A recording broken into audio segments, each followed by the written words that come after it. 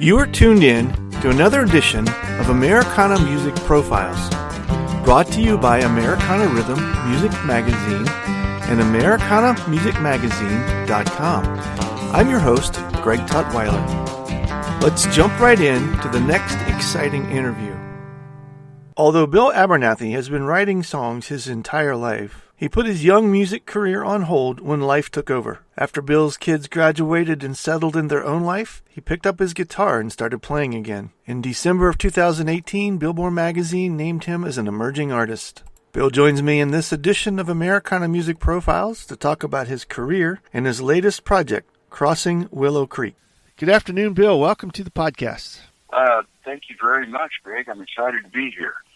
Glad to have you join us from Kansas City, right?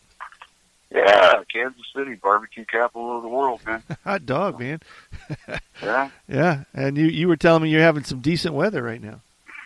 Yeah, we are. It was about 55 degrees up yesterday, and high sky and blue, and it was pretty and very nice. And kind of went out and took a little hike with my new pup.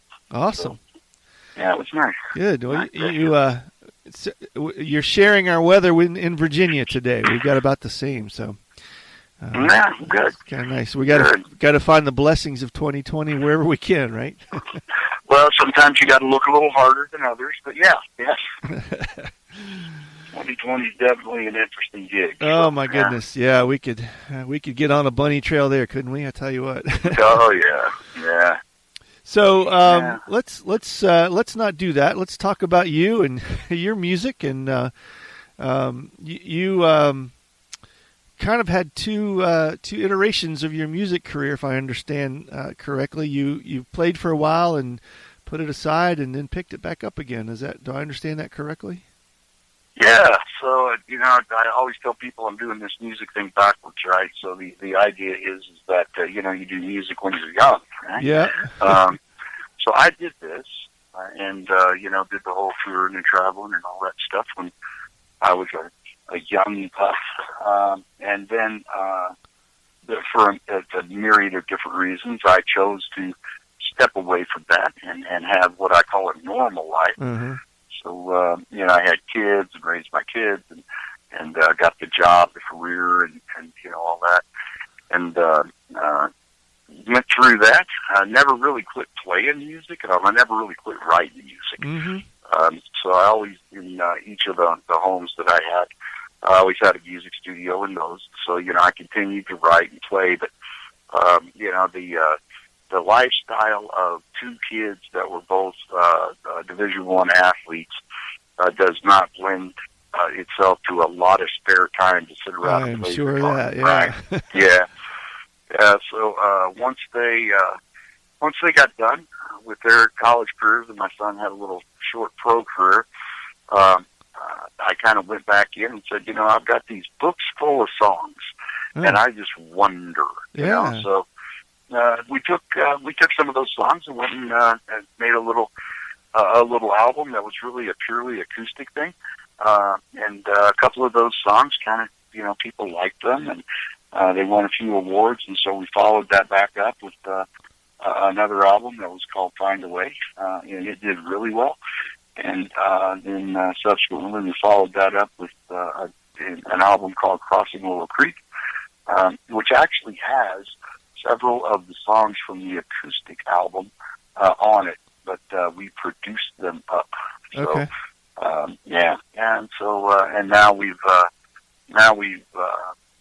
a new single out that's called More Than Meets the Eye. So it's been kind of an interesting ride, but I've found that it's a lot of fun to do it this way, and I've also found that maybe I'm a little bit smarter than I was when I was 19, and so I might be a little bit better now than I was then. How's that? That's funny.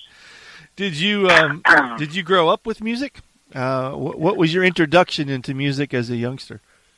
Yeah, so I was the kid that I was the baby of the family, and it was kind of a split family. So I had sisters and brothers that were quite a bit older than me, and they were kind of into music. So my oldest sister was into church music, and my older brother, who was 9 years older than me, was kind of into folk music. And so there was always that going on in the house, my brother used to have these jam sessions with his buddies, and I'd kind of watch them and kind of sneak in and watch them and try to figure out what they were doing. And that was really kind of my introduction into music. And then, it evolved from there, right? So you learn how to play a little bit, you learn a few songs, the next thing you know, you're taking lessons. The next thing you know, you're going to the conservatory. The next, so it just evolved.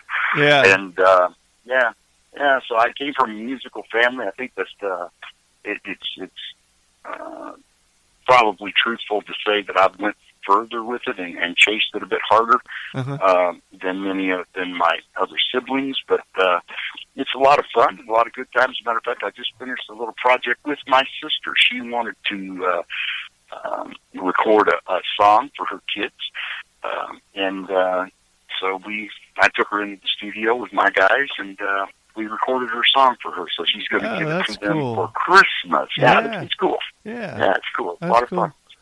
So you had mentioned you had been kind of collecting songs along the way.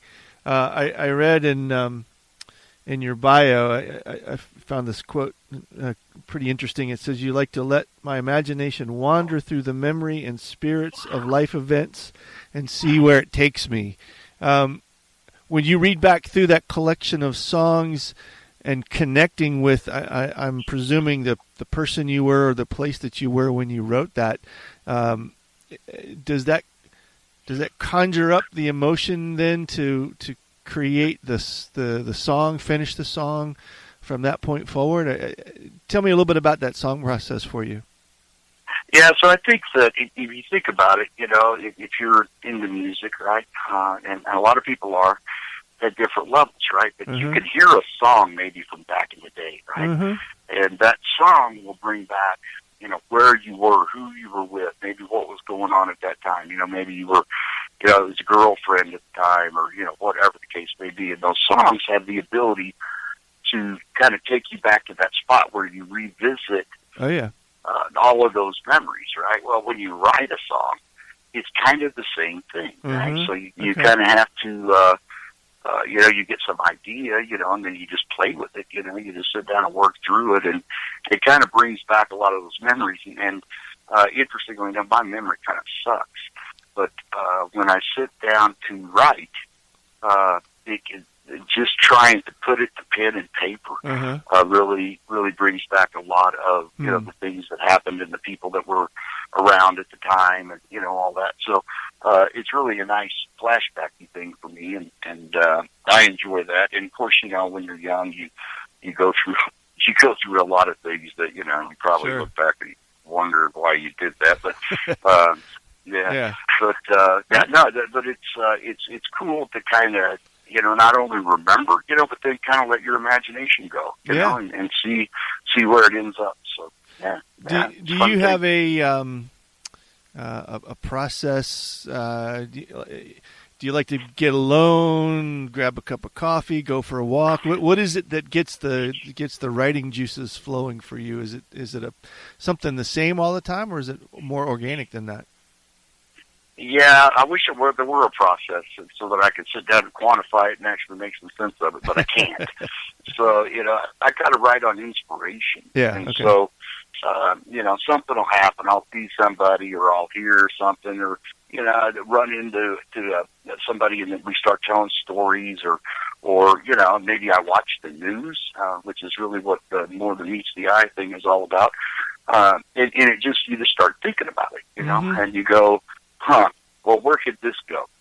What is an interesting thought here that I could kind of expand on it, and again, let my imagination roll and see what happens. And so, Yeah, that's kind of how it works. I'd like to tell you, you know, a professional songwriter, yeah, they get up in the morning and they go, okay, I need to write a song for, you know, Joe Bag of Donuts, recording artist, and it needs to sound like him, but it needs to be, you know, country ready or, you know, Americana or rock, whatever. Right. And they sit down and they crank it out, right? I'm not that guy. Yeah.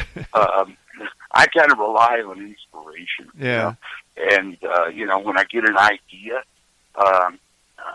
I'll sit down and I'll write down a few lines and then I'll let it go for a while. I kind of liken it to making a stew of all the weird things, right? So a song is a bit like making a stew, right? So you get all the bits, pieces, and parts, right? And you chop them up and you put them in the crock pot or whatever you're doing, and you start cooking them, right? And then you kind of taste it, you add a little bit, taste it, you add a little bit, and eventually you get to a point where you go, it's done, let's have dinner. Yeah. And it's kind of like that with songwriting. Yeah. You know, I'll have an idea, rarely do I sit down and just complete the thought. But it kind of cooks, you know, it's kind of cooking for a while, and then at some point all the little pieces come together, and, you know, it becomes what it is, you know, but, you know, it could be, you know, 9,000 Post-it notes, you know. I wrote the bridge of a tune in the shower one day, you know, on the wall, because it came to me, you know, in the shower. So, you know, you never know. Yeah. You never know what it's going to happen. I just think that, I think music's kind of magic, and I think every now and then you're lucky and you get picked to write a particular thing. Yeah, so, I like the way you put that. Yeah. Do you, so I just got to hang out and wait for somebody to pick me. Yeah. So when you kind of relaunched yourself into this music career, was there do you remember the point where you thought, you know what, I think I'm onto something here. This is actually working. Yeah, to be honest with you, I can tell you exactly when it was. So, like I said, we recorded this pure acoustic thing that we don't even have available anymore. It's an album called Changes. And I was driving down the road, going someplace for work, and just had the radio on, and, you know, I just wasn't paying any attention at all. And all of a sudden, I hear, you know, you hear a song, and you go, hey, that sounds pretty good. I wonder what that is. And you turn it up, and it happened to be me. Oh, wow. Right? So one of the radio stations, you know, had picked up this tune, and they were playing it. And, you know, it got a lot of good response. And it won some stuff, you know, won some awards and that kind of thing. And I kind of looked at that and I thought, you know, I just wonder if there are enough old hippies out there that like this kind of music, that it could be viable. Yeah. You know, and so we kind of took off from there and you know, got better. I think we get better over time, right? So we got a little bit better. Yeah. And, you know, I looked at it and I thought, well, you know, what the hell? Let's take a run at it and see what happens. And to date, you know, it's been pretty good. Yeah. It's been pretty good, and it's a lot of fun. Yeah. I read where you were Billboard's Emerging Artist in December of 2018. That had to feel good. Yeah, that was a cool thing. You know, you get that has a whole lot to do with who you work with, right? Right, so, sure. But Michael of MTS Management, you know, he gets a lot of opportunities for his folks, and he's done a great job with me. And I don't know exactly how he pulled that one off, but he did. Yeah, you know, sure. You look at the other emerging artists, and they're, you know, 25-year-old hard bodies, and here's this old gray-haired hippie. You know, yeah. But, Well, no, but that was cool. Management and image can take you a ways, but you got to back it up. So, you know, there's something to be said for who you work with, but if the talent's not there, the talent's not there. So I think he might have opened the door for you, but you certainly earned the rest of it. Well, I think that, you know, again, in today's world, it's all about trying to find your audience. Sure, right? absolutely. I know that the 25-year-old hip-hop kid is not going to listen to my music. It ain't going to happen. Right. But, you know, figure out who your audience is, and then, you know, try to figure it out. You know, I mean, it's an ongoing event for sure. Yeah. But, you know, once you figure out kind of where your niche is, then you play to that. And Michael's done a really nice job of getting me some opportunities and get that out there. And, you know, it's done well. You know, we've done well with it, so it's a lot of fun. Well, I think that's the game. You know, you find your tribe, you find your audience, and if you can stay in that field with those folks, they'll take you. They'll go with you as far as you want to go. and that seems to be kind of the new normal in the music world. There's a lot of tricks and theories and understandings that are involved with that, but when you find that, it's a sweet spot, and if you can live in that sweet spot, you can ride that for a long time. Yeah, so that's the hope. The interesting thing about being a singer-songwriter, and I kind of am proud of this, is that I don't fit in a box necessarily, right? Yeah. So I'm not necessarily a country guy, I'm not a rock guy, I'm not a folk guy, I'm an Americana guy. I'm kind of all of it. Yeah. It depends on the song. Yeah. And I've found that most of my audience, most of my fans appreciate that there's some versatility, right? Yeah. So they may be listening to, one of my albums, and they'll go, oh, well, that's a country song. Oh, wait a minute, that sounds a whole lot like the Eagles. Or wait, that's rock and roll. Yeah. And that guitar sounds like Eric Clapton. Yeah. I had some cat do a review on one of my songs the other day, and he said some of the guitar work reminded him of Jimi Hendrix. Now, I'm just here to tell you, I am not Jimi Hendrix by any stretch of the imagination, but the fact that, there was that little flashback moment for him, I thought that was cool. Well, you'll take it, right? Sure. Yeah. Sure. Yeah. Yeah. So do you have a favorite kind of venue or a venue that you find yourself in with your fans most often when obviously in the world that we get to go out in, not today, but. Right. Yeah. I enjoy playing live. But, when I was a kid, I did all the big stuff, right? And played great big shows and, played in stadiums and did all that. And it's cool. Don't get me wrong. That's cool. And obviously you make quite a bit of money when you do that. Right.